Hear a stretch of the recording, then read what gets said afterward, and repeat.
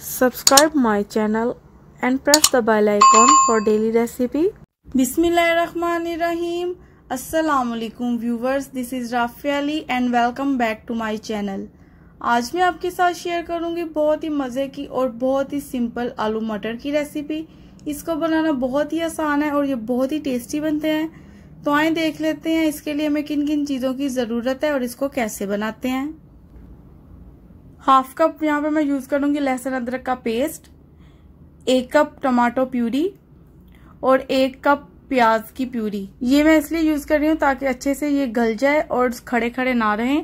सारी चीजें हमें 1 चम्मच चाहिए। गरम मसाला, काली मिर्च पाउडर, सूखा धनिया क्रश किया हुआ, नमक, जीरा, लाल मिर्च पाउडर और हल्दी पाउडर, हाफ केजी मटर, 1 केजी आलू, ऑयल हाफ कप और पानी तकरीबन 1 लीटर। तो आए अब स्टार्ट करते हैं इसको पकाना।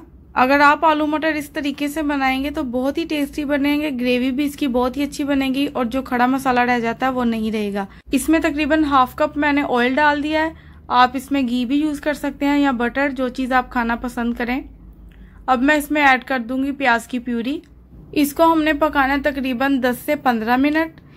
जी हमने इसको इतना टाइम ही देना है क्योंकि अगर हम इसको थोड़ा टाइम देंगे तो जो प्याज है वो कच्चे कच्चे रह जाएंगे और इसका टेस्ट भी बिल्कुल अच्छा नहीं आएगा। तो इसलिए यहाँ पे आपने इसको ज्यादा टाइम देना है, तकरीबन 10 से 15 मिनट इसको पकाते रहना है, साथ साथ चम्मच चलाते रहना है। तो अब मैं इसमें ऐड कर दूंगी हाफ कप लहसुन अदरक का पेस्ट और इसको भी मैं पका लूंगी। तो ये अच्छे से पक चुका है। अब मैं इसमें ऐड कर दूंगी टमाटर की प्यूरी और इसको मैं अच्छे से मिक्स कर लेती हूँ और साथ ही मैं इसमें ऐड कर दूंगी सारे मसाले,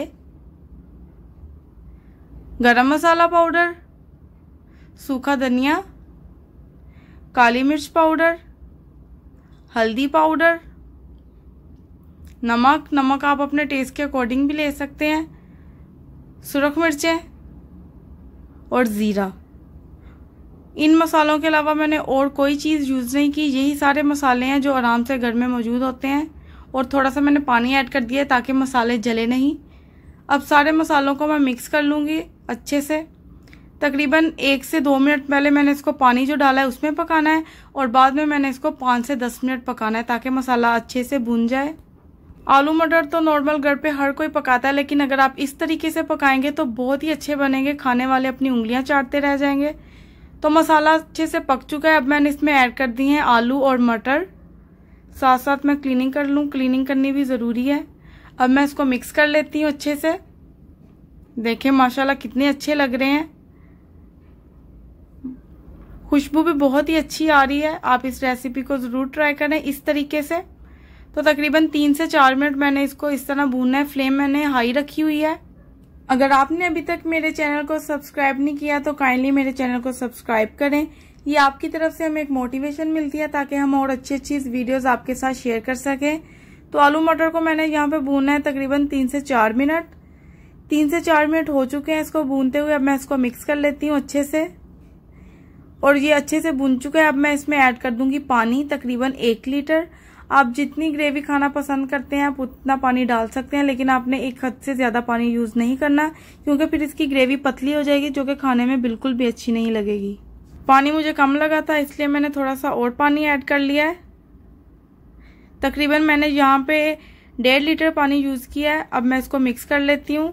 इसको ज्यादा मिक्स करने की जरूरत नहीं है क्योंकि जब हम मसाले में या किसी भी सालन में पानी ऐड करते हैं तो आराम से हर एक चीज मिक्स हो जाती है। तो अब मैंने वेट करना है जब तक इसको एक बॉयल आता है। अभी मैंने फ्लेम हाई रखी हुई है शुरू से लेके अब तक। तो जब आपने इसको पकाना स्टार्ट करना है तो फ्लेम आपने हाई रखनी है। तो अभी वेट करते हैं जब तक इसको बॉयल नहीं आ जाता। तकरीबन 3 से 4 मिनट लगेंगे इसको बॉयल आने में। तो इसको बॉयल आना स्टार्ट हो चुका है। अब मैं इसको कवर करके रख दूंगी लो फ्लेम पे तकरीबन 10 से 15 मिनट। 10 से 15 मिनट हो चुके हैं। अब मैं इसको चेक कर लेती हूँ। तो देखिए अल्हम्दुलिल्लाह बहुत ही अच्छे से ये पक चुका है। एक दफा इसको मिक्स कर लेते हैं और चेक कर लेंगे कि आलू गल चुके हैं कि नहीं। ये बिल्कुल रेडी है। देखिए माशाल्लाह ग्रेवी भी कितनी अच्छी बनी है, کوئی پیاز لہسن ادرک کوئی چیز بھی ثابت نظر نہیں آ رہی، وہ اسی وجہ سے کہ میں نے اس کو پہلے گرائنڈ کیا تھا اور پھر اچھے سے اس کو میں نے پکا لیا تھا۔ اب میں اس کے اوپر ڈال دوں گی ہرا دھنیا، اس سے بہت ہی اچھی خوشبو آئے گی، تو لک تو آپ کے سامنے ہی ہے، بہت ہی ٹیسٹی بنا ہے۔ تھوڑا سا میں اور ڈال دوں گی، اس پہ کسی بھی اور چیز ڈالنے کی ضرورت نہیں ہے، آپ چاہیں تو تھوڑی سی کسوری میتھی ڈال سکتے ہیں، اس سے بھی بہت ہی اچھا فلیور آئے گا۔ اور اب میں اس کو ڈش آؤٹ کر لیتی ہوں، یہ بالکل ریڈی ہے الحمدللہ۔ ایک پلیٹ میں نے لے لی ہے اور اس میں اب میں ایڈ کر دوں گی آلو مٹر۔ الحمدللہ بہت ہی اچھے بنے ہیں، آپ اس طرح اس ریسیپی کو ضرور ٹرائی کریں۔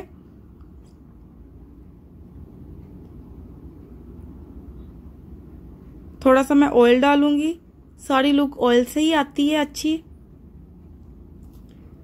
تو جتنا آپ کھانا پسند کریں آپ اتنا اس میں ڈال لیں۔ تو ریڈی ہیں ہمارے بہت ہی مزے کے بہت ہی ٹیسٹی آلو مٹر۔ تھوڑا سا میں اور اس کے اوپر آئل ڈال لوں گی اور لاسٹ میں ایڈ کروں گی ہرا دھنیا۔ اگر آپ کو میری آج کی ویڈیو پسند آئی ہے تو لائک سبسکرائب اور کمنٹ کرنا مت بھولیں، اس ویڈیو کو اپنے دوستوں کے ساتھ ضرور شیئر کریں۔ ملتے ہیں نیکسٹ ویڈیو میں، تب تک اللہ حافظ۔